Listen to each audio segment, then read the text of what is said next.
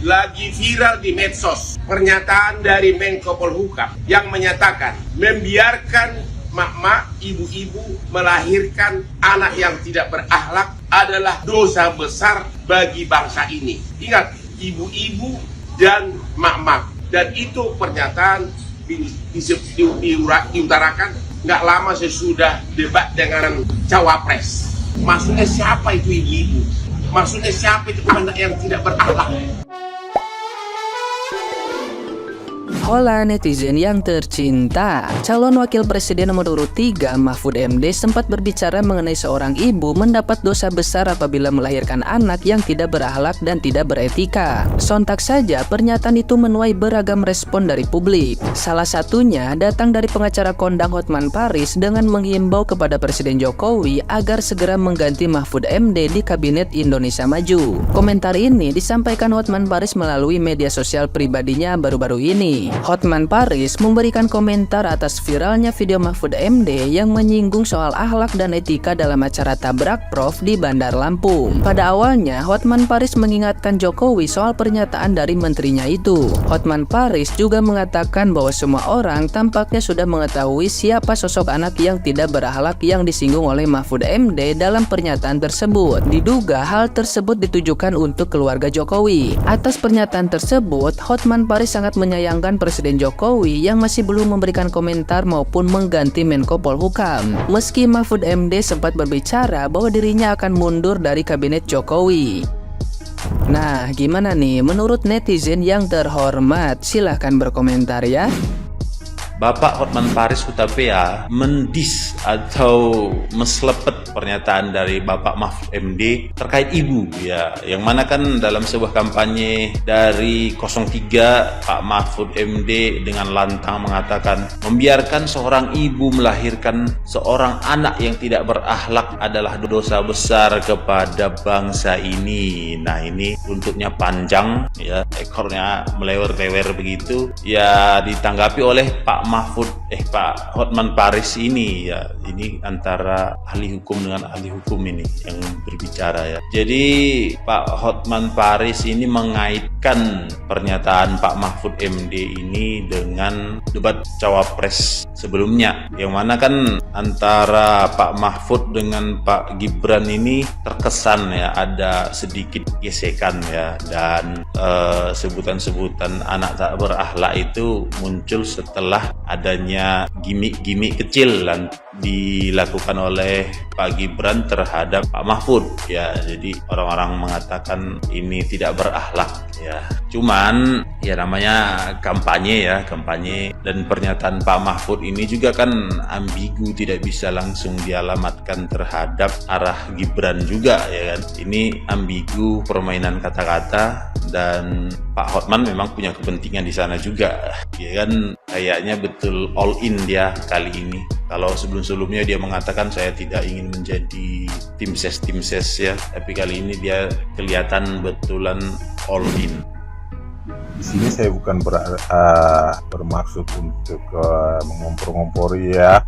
Cuman melihat video abang ini kok saya tergelitik gitu, pengen banget berkomentar gitu bang ya, mohon izin sebelumnya. Jadi sebenarnya kita sama bang, kita sama. Saya dulu pengagum beliau ya, dimana waktu itu beliau ketika membongkar aliran dana goib ya di DPR, beliau diserang, beliau sendirian dan mampu mematahkan serangan itu semua. Situ saya kagum bang, wah ini kok hebat banget ya orangnya, seorang profesor ya, hebat banget gitu, ilmunya mumpuni banget gitu ya. Terus terang saya kagum banget ya. Tapi ketika beliau dicalonkan menjadi calon wakil presiden, kok saya melihat kok banyak perubahannya, udah bukan yang saya kenal dulu gitu. Nah, mungkin abang pernah tahu bang, ungkapan atau istilah gitu ya, jika ingin tahu sifat seseorang, beri dia jabatan. Ini kan apa ya bang ya, belum jadi apa-apa baru calon bang, sudah nampak semua aslinya ya. Untuk itu ya biarlah rakyat yang bisa menilai ya, kira-kira begitu ya bang ya. Terima kasih. Saya sebagai pengagum atau pengikut Pak Mahfud karena ketegasannya karena karakternya yang selalu membela tanpa pandang bulu. Dan saya kagum atas perjuangan Pak Mahfud sebagai seorang berdarah Madura yang sangat saya banggakan atas perjuangan beliau. Kekaguman saya itu kepada beliau sangat mantap. Bukan kita itu karena beda pilihan Pak Mahfud. Meskipun saya itu beda pilihan, saya itu tetap pengagum Pak Mahfud. Cuman sekarang ini saya kecewa kepada Pak Mahfud atas kata-kata yang dilontarkan Pak Mahfud tentang masalah akhlak dan masalah ibu. Karena itu bagi saya harga diri, karena kita sama-sama mempunyai seorang ibu, dilahirkan dari seorang ibu Pak Mahfud. Tak ada ibu satupun anaknya yang ingin berakhlak buruk. Semua ibu itu ingin anaknya berakhlak baik. Tolong Pak Mahfud, jangan demi ambisi Pak Mahfud semua pamor Pak Mahfud jadi hancur dan hilang. Dan saya betul-betul sangat kecewa Pak Mahfud atas perkataan itu. Saya juga berdarah Madura Pak Mahfud dan bangga atas prinsip yang Pak Mahfud punya. Tolong kalau bicara Pak Mahfud, dikunyah dulu, dirasakan dulu, jangan langsung dikeluarkan dan dimuntahkan Pak Mahfud. Kalau bahasa Maduranya itu mun apun karo kail kade Pak Mahfud, kenyem kade, rasa aki kade, cek romoro pas keluar, kalak semeton nemu ngomong Pak. Elah Pak, aja menyangkut masalah ibu semua Pak. Ya ibu nengkok, ya ibu hede Pak. Timon omong ro kail kade, kenyem kade Pak, cek korsokor metop. Hanya dengan Bapak ambisi pas kala semeton naomong, kok merasa kecewa Pak sebagai pengikut beliau. Karena ucapnya beliau ya kosak setelah lopot. Tolong Pak Mahfud, salam setong dere Pak Mahfud. Beli asal Pak Mahfud, mun awong ngerwah kata-katan kail kade, kenyem kade, cek kalak semeton Pak. Salam setong dere Pak Mahfud. Betul.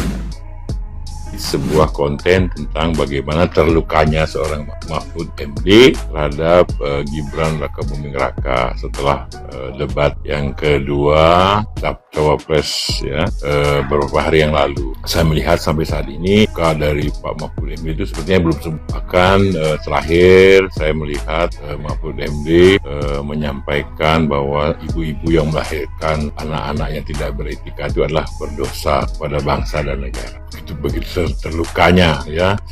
Buat saya wajar lah, karena apa, selama ini kan publik beberapa tokoh, beberapa simpatisan dari 01 dan 03 itu mengolok-olok seorang Gibran ya sebagai seorang anak kecil yang tidak tahu apa-apa, seorang anak karbitan ya. Dan kemudian kita lihat bermunculan meme-meme anak kecil yang menangis di depan mic, disampaikan bahwa Gibran tidak berani. Dan bahkan ada seorang katanya budayawan tapi tidak berbudaya ya, itu menyampaikan bahwa dia ingin melihat bagaimana nanti seorang anak umur 35 tahun berdebat dengan seorang profesor doktor. Bagaimana anak umur 35 tahun ini akan dihajar habis-habisan. Bahkan keluar kata-kata asu dari mulut. Buat saya yang tidak mencerminkan seorang budayawan.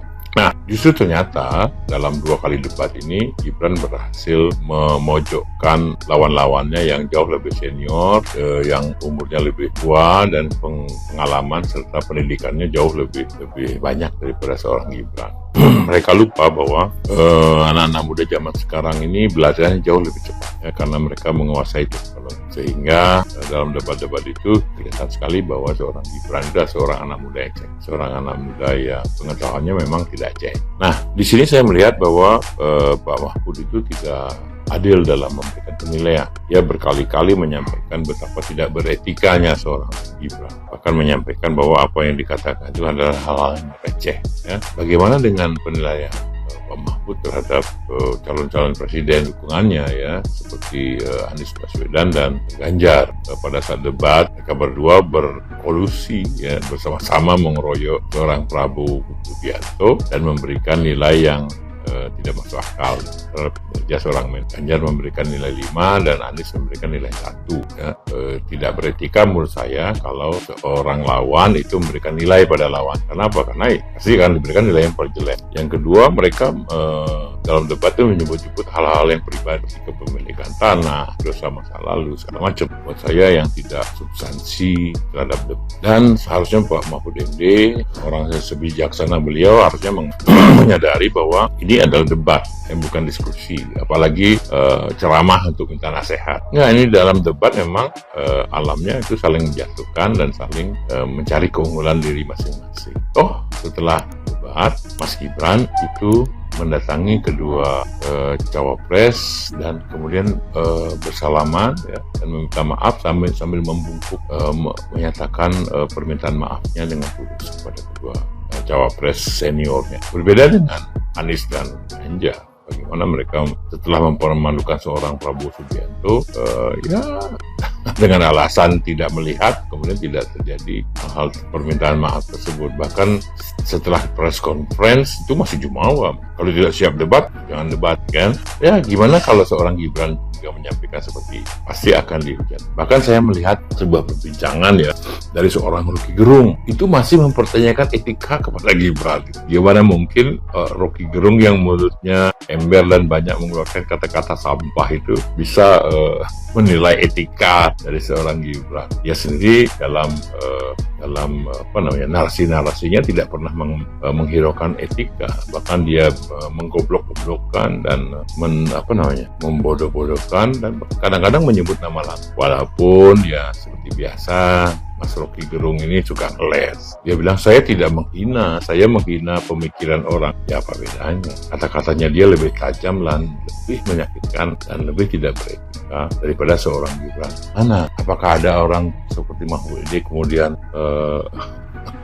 memberikan penilaian etika kepada seorang Rocky Gerung? Tidak. Jadi dalam hal ini saya kira ini adalah hanyalah masalah persaingan dalam capres dan cawapres ini. Buat saya ya wajar lah. Kalau saya wajar seorang Mahfud MD yang memang seorang doktor hukum, ahli hukum dan ahli tata negara tidak mengetahui hal-hal yang baru ya seperti greenflation, kemudian lithium baterai segala macam. Saya kira wajar lah karena itu memang terminologi anak muda yang pikirannya menuju ke depan. Sementara Pak Mahfud dan Caimin itu kan adalah orang-orang yang memang terjebak dalam pemikiran masalah. Jadi justru apa yang disampaikan oleh Mahfud MD ini tambah meyakinkan anak-anak muda seluruh Indonesia bahwa pilihan mereka kepada seorang Gibran Raka Buming Raka dan Prabowo Subianto adalah pilihan yang bahwa sesungguhnya kita bisa melihat dari perdebatan ini hanya 02 Prabowo Gibran yang bisa kita yakini akan membawa Indonesia